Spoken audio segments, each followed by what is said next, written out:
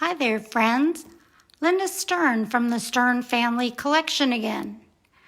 Today, you're looking at a beautiful little portrait by John Bonfrancisco, who at the turn of the century, that's the 1900s, was the preeminent artist in all of Los Angeles.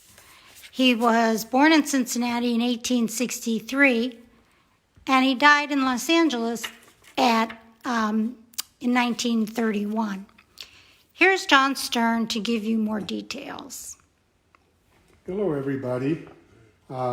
This is a charcoal drawing of a little German child.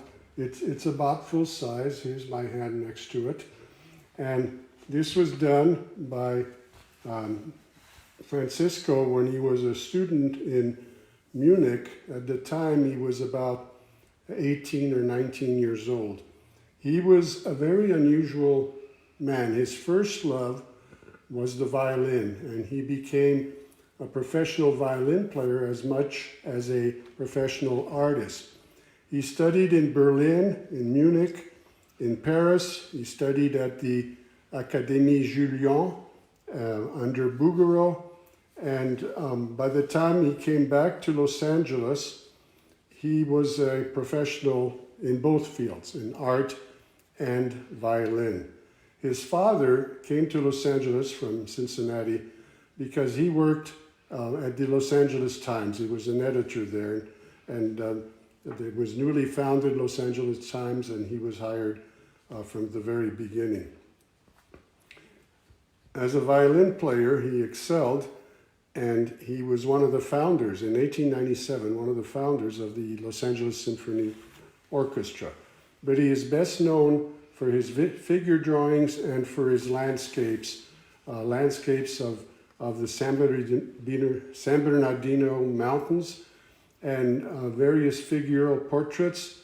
And also he did a series of stagecoach scenes in the desert. By the time 1900 came around, as Linda said, he was the most famous painter in Los Angeles.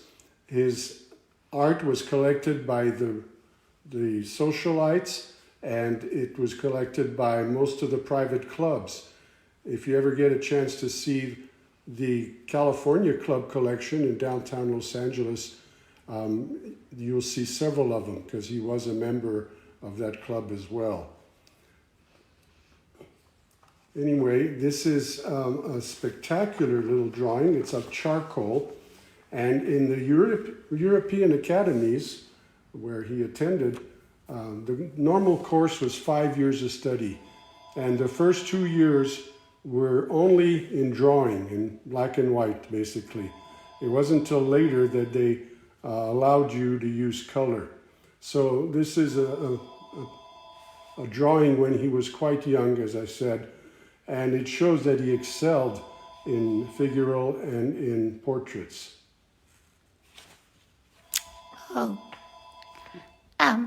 Well, drawing is a really important skill for any artist. Why don't you say a little bit about the importance of learning good drawing skills to translate to any of the other art forms like plein air or portraiture or anything? Well, one of the important aspects of creating a painting, and this is in a way also with sculpture, but with paintings you have to study drawing.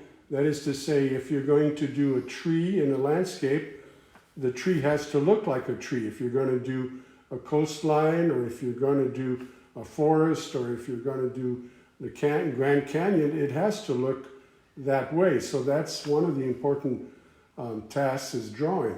There's also composition, which we can go into later when I do one of these that has a very strong composition. There's also perspective, and there's also color.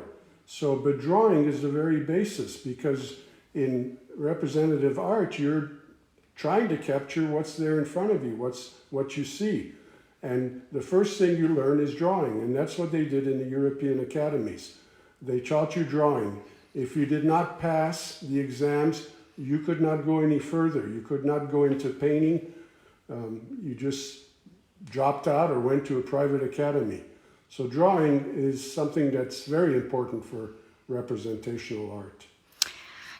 John, what's that you always say about how you have to practice and how many drawings and Well, there's an old saying which applies to painting but also to drawing, and that is essentially we all have 10,000 bad drawings inside, and the quicker we get those out, the faster the good ones will come out. So keep drawing, and doodling doesn't count.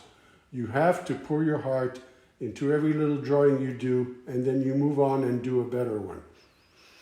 I know, shout out to Brian Mark Taylor. I know that he draws every single day, no matter what he's doing, even if it's at midnight when he's going to bed, he sits down and draws like an hour every day, and it shows in his work. So keep that in mind, artists. Keep drawing. Anyway, that's today's lesson from the Stern Family Art Collection. I hope you'll join us again soon when we'll take up another subject. Be well and stay safe. Bye-bye.